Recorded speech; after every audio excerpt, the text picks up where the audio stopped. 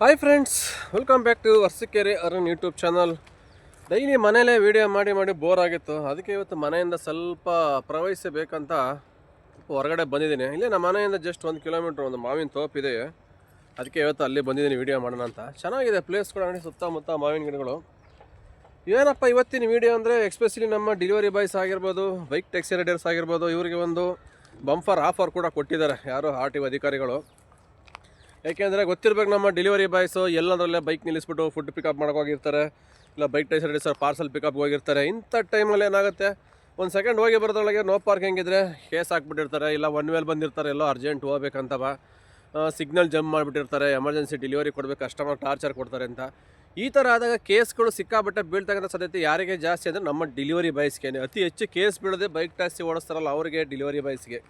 ಹಂಗಾಗಿ ಇವಾಗ ಇದೇ ತಿಂಗಳು 21ನೇ ತಾರೀಕು, ಜೂನ್ 21ರಿಂದ ಜುಲೈ 10ನೇ ತಾರೀಕುವರೆಗೂ ಒಂದು ಆಫರ್ ಕೊಟ್ಟಿದ್ದಾರೆ, 50% ಡಿಸ್ಕೌಂಟ್. ಆಲ್ಮೋಸ್ಟ್ ಎಲ್ರಿಗೂ ಗೊತ್ತಿರುತ್ತೆ ಅಂತ ಅಂದ್ಕೊತೀನಿ. ಬಟ್ ಗೊತ್ತಿಲ್ಲದೆ ಇರೋರು ಇನ್ ಕೇಸ್ ನಿಮ್ದು ಏನಾದ್ರು ಕೇಸ್ಗಳಿದ್ದರೆ ಗಾಡೀಲಿ ಕಟ್ಟಿ ಕ್ಲಿಯರ್ ಮಾಡ್ಕೊಂಬಿಡಿ.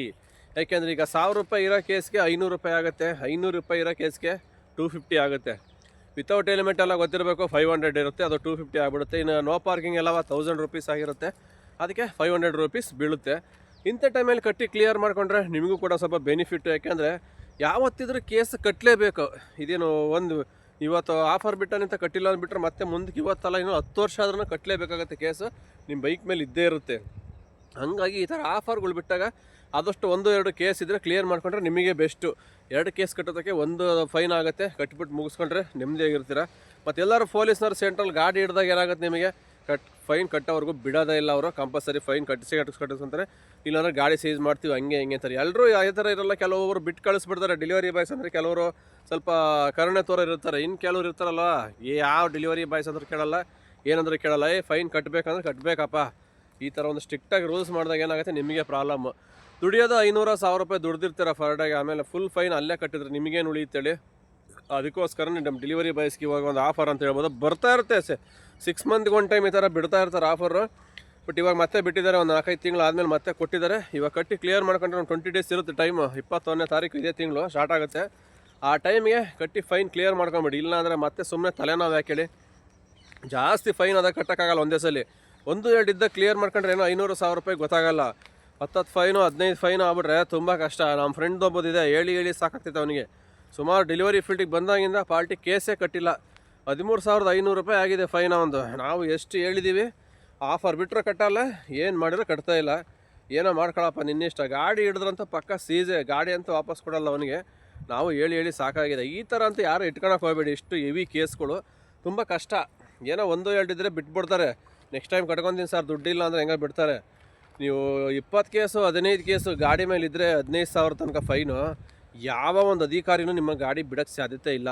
ಸರ್ ಒಂದು 500 ರೂಪಾಯಿ ಕೊಡ್ತೀನಿ ಬಿಡಿ ಅಂದ್ರೂ ಬಿಡಲ್ಲ, 1000 ರೂಪಾಯಿ ಕೊಟ್ಟರು ಬಿಡಲ್ಲ. ಯಾವ ಥರ ಸಿಚುವೇಶನಲ್ಲಿ ತಗಲಾಕೊಂಡ್ರೆ ಅವತ್ತಿನ ಡ್ಯೂಟಿ ಹೋಗುತ್ತೆ, ಗಾಡಿ ಸೀಸ್ ಆಗುತ್ತೆ, ಕಂಪ್ಲೀಟ್ ನಿಮ್ಮ ಫೈನ್ ಕ್ಲಿಯರ್ ಆಗೋರ್ಗೂ ನಿಮ್ಮ ಗಾಡಿ ಕೊಡೋದೇ ಇಲ್ಲ ಅವರು. ಅದಕ್ಕೋಸ್ಕರ ಈ ಥರ ಹೆವಿ ಫೈನ್ಗಳಂತೂ ಯಾರು ಇಟ್ಕೊಳಕ್ಕೆ ಹೋಗಬೇಡಿ. ಯಾಕೆಂದರೆ ಡೆಲಿವರಿ ಫೀಲ್ಡಲ್ಲಿ ಬಂದೇ ಬರ್ತವೆ, ಸರ್ವೇ ಸಾಮಾನ್ಯ, ಯಾರು ಬೇಕಂತ ಮಾಡಲ್ಲ. ಬಟ್ ಡೆಲಿವರಿ ಫೀಲ್ಡಲ್ಲಿ ಅಕಸ್ಮಾತಾಗಿ ಆಗ್ತಕ್ಕಂಥ ಕೇಸ್ಗಳು ಬೇಜಾನಿರ್ತವೆ. ಗೊತ್ತಿರಬೇಕು, ಬೈಕ್ ಟ್ಯಾಕ್ಸಿ ಮಾಡಬೇಕಾದ್ರೆ ಎಷ್ಟೋ ಜನ ಹೆಲ್ಮೆಟ್ ಹಾಕೊಳ್ಳಲ್ಲ ಹಿಂದ್ಗಡೆ. ನಮಗೇನು ಗೊತ್ತು, ಓಡಿಸ್ಕೊಂಡು ಹೋಗ್ತಾ ಇರ್ತಾರೆ ರೈಡರ್ಗಳು, ಹಾಕ್ಕೊಂಡಿದ್ದಾರೆ ಹೆಲ್ಮೆಟ್ ಅಂತ. ಅವ್ರೇನು ತೆಗೆದ್ಬಿಟ್ಟು ಕೈಯಲ್ಲಿ ಇಟ್ಕೊಂಡು ಕೂತಿರ್ತಾರೆ. ನಮ್ಮದು ಏರ್ ಹಾಳಾಗುತ್ತೆ, ಡ್ಯಾಂಡ್ರಫ್ ಆಗುತ್ತೆ, ಏರ್ ಸ್ಟೈಲ್ ಹಾಳಾಗುತ್ತೆ ಅಂತ. ಬಟ್ ಫೈನ್ ಕಟ್ಟೋರು ಯಾರು, ಡೆಲಿವರಿ ಬಾಯ್ಸೇ. ಈ ಥರ ಸುಮಾರು ಜನ ರೈಡರ್ಗಳಿಗೆ ಆಗಿದೆ, ಸುಮಾರು ಕೇಸ್ ಬಿದ್ದೆ, ಅದ್ರ ಬಗ್ಗೆಯೂ ಕೂಡ ವಿಡಿಯೋ ಮಾಡಿದ್ದೆ. ಈ ಥರನೂ ಕೇಸ್ ಬೀಳ್ತವೆ. ಇನ್ನು ನಮ್ಮ ರೈಡರ್ಗಳು ಫುಡ್ ಡೆಲಿವರಿ ಮಾಡೋರು ಯಾರಿರ್ಬೋದು, ಕಸ್ಟಮರ್ ಪಿಕಪ್ ಡ್ರಾಪು, ಎಲ್ಲೋ 1 ಕಿಲೋಮೀಟ್ರ್ ಯೂಟರ್ನ ಕೊಡಿಯೋರು, ಇಲ್ಲೇ ಒಂದು 100 ಮೀಟ್ರ್ ಇದೆಯಲ್ಲ ಅರ್ಜೆಂಟ್ ಹೋಗ್ಬಿಡೋಣ ಅಂತ ಏನು ಮಾಡ್ತಾರೆ, ಒನ್ ಮೇಲೆ ನುಗ್ಗಿಬಿಟ್ಟು ಎಲ್ಲೋ ಹೊಡಿತಾರೆ. ಅಲ್ಲೇ ಯಾರು ಒಬ್ಬರು ಪೊಲೀಸ್ ಇದ್ದರೆ ಫೋಟೋ ಹೊಡೆದಾಕ್ತಾರೆ, ಇಲ್ಲ ಕ್ಯಾಮ್ರದಲ್ಲಿದ್ದರೆ ಆಟೋಮೆಟಿಕ್ ಕ್ಲಿಕ್ಕಾಗಿ ಬೀಳುತ್ತೆ.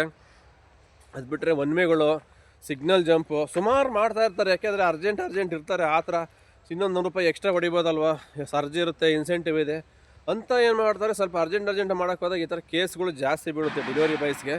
ಹಾಗಾಗಿ ಯಾಕಂದರೆ ಮತ್ತೆ ಹೋಟೆಲ್ಗಳಲ್ಲಿ ಇನ್ನು ಸ್ವಿಗ್ಗಿ ಝೊಮ್ಯಾಟೊ ಮಾಡ್ತಾರಲ್ಲ, ಇವರಿಗೆಲ್ಲ ಎಲ್ಲಂದ್ರಲ್ಲೇ ಬೈಕ್ ನಿಲ್ಲಿಸ್ಬಿಟ್ಟಿರ್ತಾರೆ ಫುಡ್ ಪಿಕಪ್ ಮಾಡೋಕ್ಕೆ. ರೆಸ್ಟೋರೆಂಟ್ಗಳಲ್ಲಿ, ಮಾಲ್ಗಳಲ್ಲಿ ಇವರಿಗೆ ಪಾರ್ಕಿಂಗ್ ಕೊಡಲ್ಲ. ಅಪಾರ್ಟ್ಮೆಂಟ್ಗಳು ಮುಂದೆ ಏನು ಮಾಡ್ತಾರೆ, ನಿಲ್ಲಿಸ್ಬಿಟ್ಟು ಐಟಮ್ ಕೊಟ್ಬಿಟ್ಟು ಬರೋಣ ಅಂತ ಹೋಗ್ತಾರೆ. ಬರೋದ್ರಲ್ಲಿ ಯಾರೋ ಒಬ್ಬರು RTO ಅಧಿಕಾರಿಗಳು ಬಂದರೆ ಏನು ಮಾಡ್ತಾರೆ, ಚಕ್ ಅಂತ ಫೋಟೋ ಹೊಡ್ಕೊಳ್ತಾರೆ, ಹೋಗ್ತಾ ಇರ್ತಾರೆ.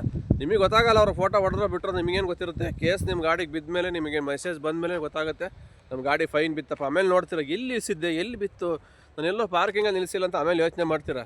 ಬಟ್ ಯಾವುದೋ 1 ತಿಂಗಳು ಹಿಂದೆ ಆಗಿರೋದು ಇವತ್ತು ಬರುತ್ತೆ ನೋಟಿಫಿಕೇಷನ್ನು. ಹಾಗಾಗಿ ಈ ಥರ ಕೇಸ್ಗಳು ಜಾಸ್ತಿ ಆಗ್ತಾ ಇರ್ತವೆ ಡೆಲಿವರಿ ಬಾಯ್ಸ್ಗೆ. ಅದಕ್ಕೆ ಆದಷ್ಟು ಈ ಥರ ಕೇಸ್ಗಳು ಅವಾಯ್ಡ್ ಮಾಡ್ಕೊಳ್ಳಿ. ಎಲ್ಲಂದ್ರೆಲ್ಲ ಗಾಡಿ ನಿಲ್ಸೋದು ಕಮ್ಮಿ ಮಾಡಿ, ಸಿಗ್ನಲ್ ಜಂಪ್ ಮಾಡಬೇಡಿ, ಒನ್ ವೇಲ್ ಹೋಗಬೇಡಿ.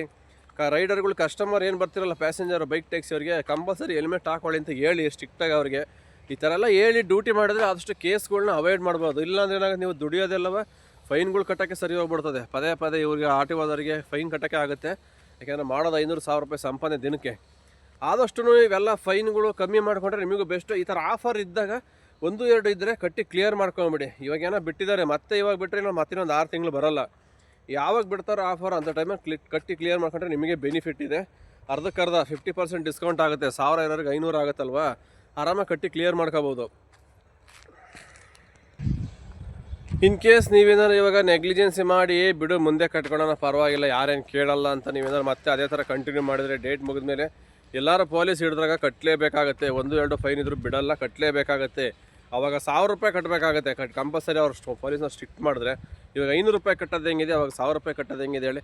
ಅದಕ್ಕೋಸ್ಕರನೇ ಈ ಥರ ಆಫರ್ ಕೊಟ್ಟಾಗ ಕಟ್ಟಿ ಕ್ಲಿಯರ್ ಮಾಡ್ಕೋಬೇಕು. ಆದಷ್ಟು 1-2 ಬಂದೇ ಬರುತ್ತೆ. ನೀವು ಎಷ್ಟೇ ಕೇರ್ಫುಲ್ಲಾಗಿ ಗಾಡಿ ಓಡಿಸಿ ಎಷ್ಟೇ ಇದು ಮಾಡಿದ್ರು ಕೇಸ್ ಅಂತೂ ಬೆಂಗಳೂರಲ್ಲಿ ಬಿದ್ದೇ ಬೀಳ್ತವೆ. ಯಾರು 100% ಮಾಡೋಕ್ಕಾಗಲ್ಲ. ಏಕೆಂದರೆ ಅಷ್ಟು ಹದ್ದಿನ ಕಣ್ಣಾಕಿ ಎಲ್ಲ ಕಡೆ ಕ್ಯಾಮ್ರಾಗಳಿರ್ತವೆ, ಪೊಲೀಸ್ ಇರ್ತವೆ.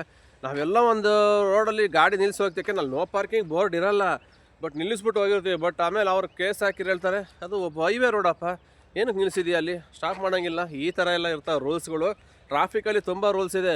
ನೋ ಪಾರ್ಕಿಂಗ್ ಬೋರ್ಡ್ ಎಲ್ಲಿದೆ ಅಲ್ಲೇ ಅಲ್ಲಿದ್ದರೆ ಮಾತ್ರ ಕೇಸ್ ಬೀಳುತ್ತೆ ಅಂತ ನಾವು ಅಂದ್ಕೊತೀವಿ. ಬಟ್ಟು ನೀವು ರೋಡ್ಗಳಲ್ಲಿ ಎಲ್ಲೇ ಆಗಲಿ, ಹೈವೇ ರೋಡ್ಗಳಾಗಲಿ ಎಲ್ಲೇ ಆಗಲಿ, ನೀವು ಬೈಕ್ ನಿಲ್ಲಿಸಿ ಬಂದರೂ ಅಲ್ಲಿ ನೋ ಪಾರ್ಕಿಂಗ್ ಬೋರ್ಡ್ ಇಲ್ಲ ಅಂದ್ರೂ ಫೋಟೋ ತೆಗೆದು ಹಾಕ್ತಾರೆ, ಕೇಸ್ ಬೀಳುತ್ತೆ. ಬಟ್ ಅವ್ರ ಹತ್ರ ನಾವು ಆರ್ಗ್ಯುಮೆಂಟ್ ಮಾಡೋಕ್ಕಾಗಲ್ಲ, ವಾದ ಮಾಡೋಕ್ಕಾಗಲ್ಲ. ಬೋರ್ಡೇ ಇಲ್ಲ, ನೋ ಪಾರ್ಕಿಂಗ್, ಹೆಂಗೆ ಕೇಸ್ ಹಾಕಿ ಅಂತ ನಾವೆಲ್ಲ ಕೇಳೋಕ್ಕೂ ಆಗಲ್ಲ. 1 to 2 ಕೇಸ್ ನಮ್ಮ ಮೇಲೆ ಬೀಳ್ತಾ ಇರ್ತವೆ.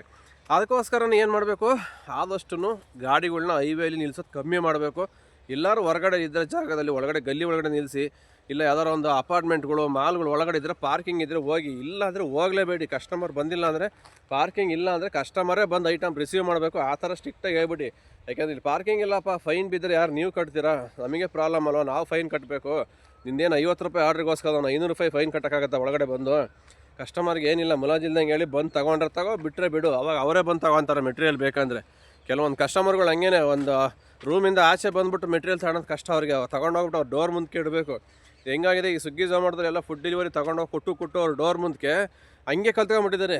ಎಲ್ಲ ಡೆಲಿವರಿನೂ ಹಂಗೇ ಡೋರ್ ಡೆಲಿವರಿ ಮನೆ ಬಾಗಿಲಿಗೆ ತಂದು ಕೊಡಬೇಕು ಅನ್ನೋ ಥರ ಆಗೋಗ್ಬಿಟ್ಟಿದೆ ಅವ್ರಿಗೆ. ಕೆಲವರಿಗೆ ಅಪಾರ್ಟ್ಮೆಂಟ್ ಇರೋರಿಗೆ, ವಿಲ್ಲಾದಲ್ಲಿ ಇರೋರಿಗೆ ಅವರೆಲ್ಲ ಆ್ಯಕ್ಚುಲಿ ಕಮರ್ಷಿಯಲ್ ಮೆಟೀರಿಯಲ್ ಬುಕ್ ಮಾಡಿದ್ರೆ ಅವರೇ ಬಂದು ಗೇಟ್ ಹತ್ರ ತಗೋಬೇಕು. ಬಟ್ ತಗೊಳಲ್ಲ.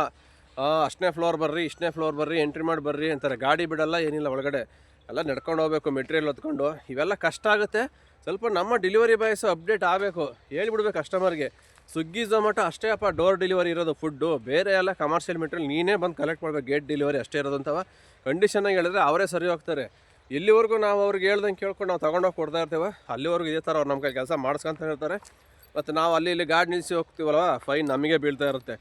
ಇವೆಲ್ಲ ಆಗಬಾರ್ದು ಅಂದರೆ ನಾವು ಸ್ವಲ್ಪ ಹುಷಾರಾಗಬೇಕು, ನಾವು ಅಪ್ಡೇಟ್ ಆಗಬೇಕು. ಡೆಲಿವರಿ ಬಾಯ್ಸ್ಗಳಾಗಿರ್ಬೋದು, ಬೈಕ್ ಟಚ್ ರೈಡರ್ಸು, ಆದಷ್ಟು ಎಸ್ಪೆಷಲಿ ಬೈಕ್ ಟಚ್ ರೈಡರ್ಸ್ಗಂತೂ ಹೆವಿ ಕೇಸ್ ಬೀಳೋದು. ಯಾಕಪ್ಪ ಅಂದರೆ ಕಸ್ಟಮರ್ ಹೆಲ್ಮೆಟ್ ಹಾಕಲ್ಲ, ಕೊಟ್ಟಿರ್ತೀವಿ ಹೆಲ್ಮೆಟ್ ಹಾಕೋಲ್ಲ, ಅದೇ ಕೇಸು ಹಿಂದ್ಗಡೆಯಿಂದ ಫೋಟೋ ತೆಗೆದು ಬೀಳ್ತಾ ಇರುತ್ತೆ ಕೇಸು. ಇವೆಲ್ಲ ಬೀಳಬಾರ್ದು ಅಂದರೆ ನೀವು ಸ್ವಲ್ಪ ಹುಷಾರಾಗಿ, ಹೇಳಿದ್ನಲ್ವ ಮಿರರಲ್ಲಿ ಕಸ್ಟಮರ್ನ ಅವಾಗವಾಗ ನೋಡ್ಕೊತಾ ಇರಬೇಕು. ನೋಡ್ಕೊಂಡ್ರೆ ಮಾತ್ರನೇ ನಾವು ಸ್ವಲ್ಪ ಹುಷಾರಾಗಿ ಇರ್ಬೋದು, ಹೆಲ್ಮೆಟ್ ಹಾಕ್ಕೊಳ್ಳಿ ಅಂತ ಹೇಳ್ಬೋದು. ಇಲ್ಲ ನಮ್ಮ ಪಾಡಿ ನಾವು ಗಾಡಿ ಓಡಿಸ್ಕೊಂಡಿದ್ರೆ ಅವ್ರ ಪಾಡಿಗೆ ಅವ್ರು ಹೆಲ್ಮೆಟ್ ತೆಗೆದು ಕೈಯಲ್ಲಿ ಹಿಡ್ಕೊಂಡು ಕೂತಿರ್ತಾರೆ. ಆನಂತರ ಕೇಸ್ ಬಿದ್ದಾಗ ನಾವು ಬಾಯಿ ಬಡ್ಕೊಂಡ್ರು ಅವ್ರೇನು ಕಸ್ಟಮರ್ ಬಂದು ಅಮೌಂಟ್ ಕಟ್ಟಲ್ಲ, ನಾವೇ ಕಟ್ಟಬೇಕು. ಅದಕ್ಕೆ ಆದಷ್ಟು ಹುಷಾರಾಗಿ ಅಲರ್ಟಾಗಿ. ಇವಾಗ ಸದ್ಯಕ್ಕಂತೂ ಆಫರ್ ಬಂದಿದೆ 21ಇಂದ ಕಟ್ಟಿಬಿಟ್ಟು ಕ್ಲಿಯರ್ ಮಾಡ್ಕೊಳ್ಳಿ. ಯಾವುದೇ ಬ್ಯಾಲೆನ್ಸ್ ಇದ್ರೂ ಆದಷ್ಟು ಕ್ಲಿಯರ್ ಮಾಡ್ಕೊಂಡ್ರೆ ನಿಮಗೆ ಒಳ್ಳೆಯದು. ಇಷ್ಟು ಹೇಳ್ತಾ ವಿಡಿಯೋ ಇಲ್ಲಿಗೆ ಮುಗಿಸ್ತಾ ಇದ್ದೀನಿ. ಯಾರಾದರೂ ಫಸ್ಟ್ ಟೈಮ್ ನೋಡ್ತಾರೆ ನಮ್ಮ ಚಾನಲ್ಲು, ಸಬ್ಸ್ಕ್ರೈಬ್ ಮಾಡ್ಕೊಂಡು ವಿಡಿಯೋನ ವಾಚ್ ಮಾಡಿ, ಹಾಗೆ ಲೈಕ್ ಮಾಡೋದು ಮರಿಬೇಡಿ. ಇಷ್ಟ ಆದರೆ ಶೇರ್ ಮಾಡಿ. ಬಾಯ್ ಫ್ರೆಂಡ್ಸ್, ಮತ್ತೆ ಸಿಗ್ತೀನಿ ಮುಂದಿನ ವಿಡಿಯೋದಲ್ಲಿ. ಅಲ್ಲಿವರೆಗೂ ಟೇಕ್ ಕೇರ್, ಬಾಯ್ ಬಾಯ್, ನೆಕ್ಸ್ಟ್ ಡೇ. ಜೈ ಹಿಂದ್, ಜೈ ಕರ್ನಾಟಕ ಮಾತೆ.